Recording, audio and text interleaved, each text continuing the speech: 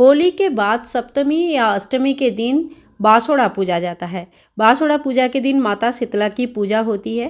कहते हैं कि माँ शीतला की पूजा से घर में आरोग्य लाभ होता है, सुख और शांति मिलती है। ये पूजा आप मंदिर में जाके कर सकते हैं, अपने घर पर चौकी लगाकर भी कर सकते हैं, या घर के बाहर आंगन में या छत पर कहीं पर भी आप जहाँ पे कोई शुद्ध स्थान में इस पूजा को कर सकते हैं। जहाँ पे भी पूजा करेंगे, पूजा का विधि एक ही तरह का रहेगा। अगर आप मंदिर जा सकते हैं तो शीतला मैया का मंदिर जा सकते हैं, नहीं तो घर पर चौकी लगाकर सरल विधि से कैसे पूजा करेंगे चलिए देख लेते हैं।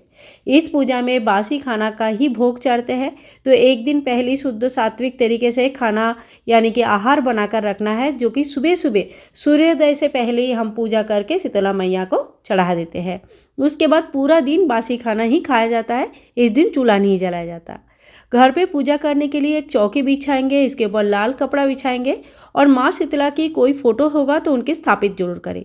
अगर आपके पास फ़ोटो नहीं है तो आप कोई भी बड़ा सा पत्थर ले लीजिए। जैसे मैंने यहाँ पे एक सफ़ेद कलर का बड़ा सा पत्थर लिया है, इसमें कलर मैंने खुद ही किया है सफ़ेद, और इनको फिर स्नान के भाव से हम स्नान कराएंगे।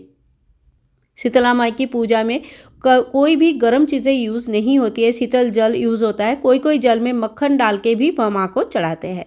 इसके बाद देखिए हल्दी की टीका लगाया जाता है। हल्दी एंटीसेप्टिक होता है और इस मौसम के लिए बहुत ही अच्छा माना जाता है।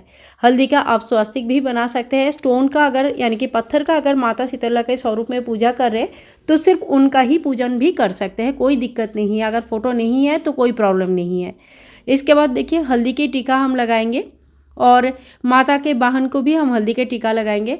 इसके बाद वस्त्र स्वरूप कलावा चढ़ाएंगे। ओम वस्त्रम समर्पयामि इस मंत्र का जप करते हुए माता शीतला को हम वस्त्र स्वरूप कलावा चढ़ाएंगे।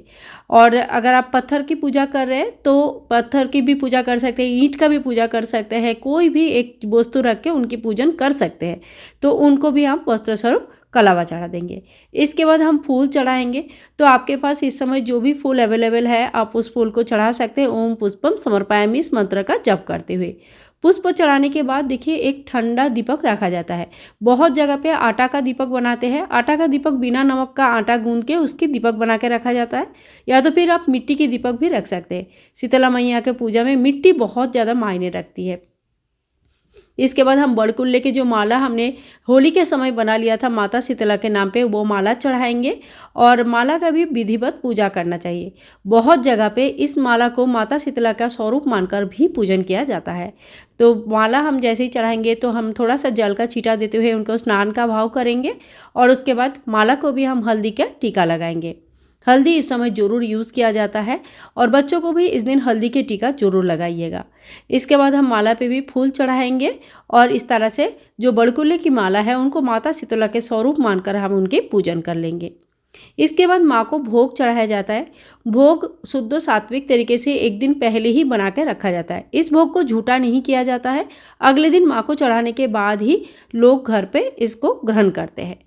इस दिन दही का भोग आपको जरूर चढ़ानी है, साथ में ही चने का दाल या चना भिगो के चढ़ाना है। आटा का पूरी पुए जैसे भी आपके यहाँ पे नियम है उस हिसाब से आप चढ़ा सकते हैं। कोई भी प्रकार के भोग जो शुद्ध सात्विक तरीके से तैयार किया गया है बिना प्याज लहसुन का, वो भोग बनाकर आप माँ को चढ़ा सकते हैं। शीतला सप्तमी या अष्टमी जिस दिन भी आपके यहाँ पे पूजा होता है, कहते हैं कि उस दिन चूल्हा नहीं जलाया जाता है। तो आप कम से कम सुबह का खाना तो पहले दिन का ही व्यवहार करें और शाम के समय आप चाहे तो खाना बना सकते हैं। तो आधा दिन कम से कम हमें ये बासी खाना ही ग्रहण करना चाहिए। हाथ जोड़ करके माता से हम क्षमा प्रार्थी होंगे कि हे माँ, पूजा में कोई भी भूल चूक कोई कमी रह गया तो आप हमें क्षमा जरूर करें। बच्चों को और घर के मेंबर सभी परिवारजनों को आरोग्य प्रदान करें।